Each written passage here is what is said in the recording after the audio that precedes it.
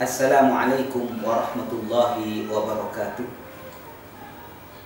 Bismillahirrahmanirrahim.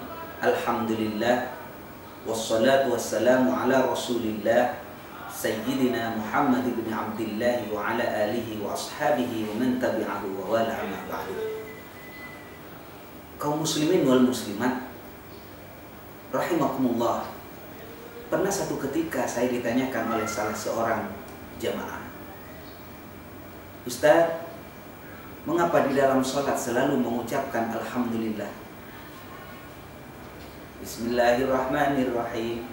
Alhamdulillahi Rabbil Alamin. Zuhur 4 rakaat ada Alhamdulillah. Asar 4 rakaat ada Alhamdulillah. Maghrib 3 rakaat ada Alhamdulillah. 3 kali kita ucapkan Alhamdulillah paling sedikit di dalam salat maghrib. Salat isya demikian. Salat subuh juga sama. Berulang-ulang kita mengucapkan Alhamdulillah. Mengapa Ustaz? Padahal umat Islam saat itu ketika dipanggil untuk melaksanakan sholat tidak semuanya senang, tidak semuanya bersukacita.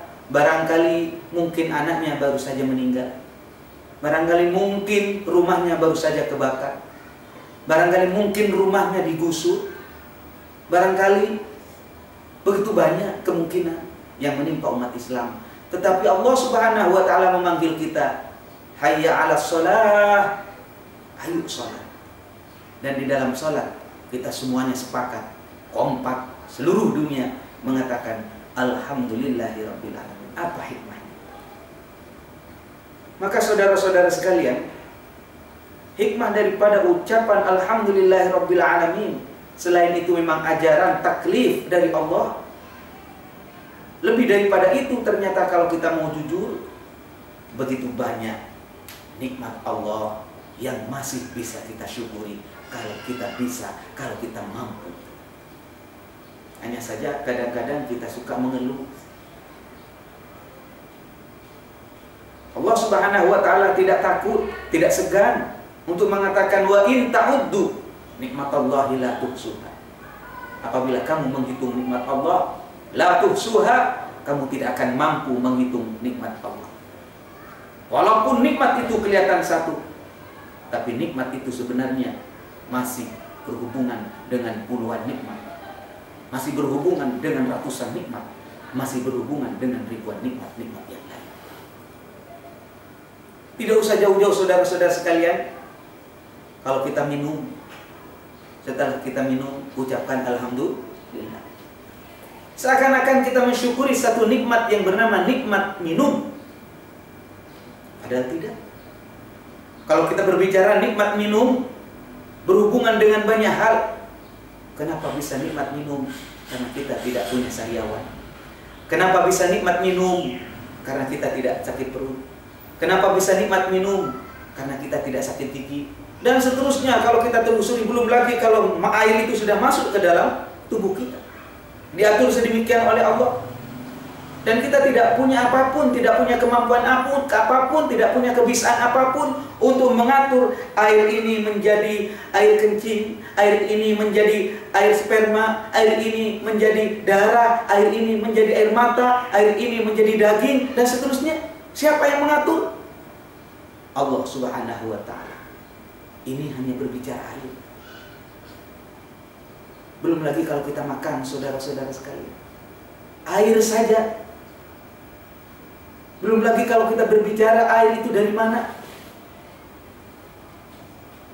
Qul ara'aytum in asbaha ma'ukum ghauran faman ya'tikum bima'in ma'in. Qul ara'aytum in asbaha ma'ukum ghauran faman ya'tikum bima'in ma'in. Coba pikir, kalau kira-kira air itu ambles, tidak nyumber, tidak keluar, faman ya'tikum bima'in ma'in, siapa sih yang bisa membuat air?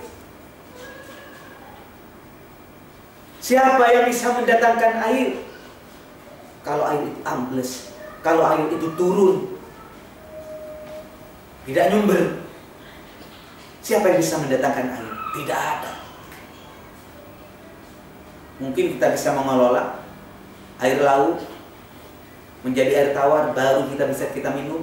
Bahan bakunya, bahan mentahnya tidak ada yang bisa membuat air. Profesor apapun, insinyur manapun. Maka kita katakan Allahu Rabbuna wa Rabbul Alamin. Allah yang mendatangkan air itu semua. Demikian juga saudara-saudara sekalian dengan makanan, buah-buahan yang kita makan. Kita bisa apa? Kita tinggal makan saja. Afara'aitum ma tahrusun A'antum tazra'unahu am nahnu zari'un. Afara'aitum ma tahrusun. Coba lihat apa yang kau tanam itu. A'antum tazra'unahu am nahnu zari'un, katanya Allah. Apakah engkau yang menumbuhkan atau aku? Jujur saja, kita tidak ada yang bisa menumbuhkan pohon, apalagi membuahkan pohon. Ada pohon mangga kecil, kita siram. Yang menumbuhkan siapa? Kita tidak punya kemampuan. Yang menumbuhkan Allah. Belum lagi siapa yang membuahkan pohon. Afara'aitum ma tahrusun a'antum tazra'unahu am nahnu zari'un. Karena itu saudara-saudara sekalian, mari kita bersyukur kepada Allah. Fabi ayyi ala'i rabbikuma tukadziban. Nikmat Allah yang mana yang kau dustai?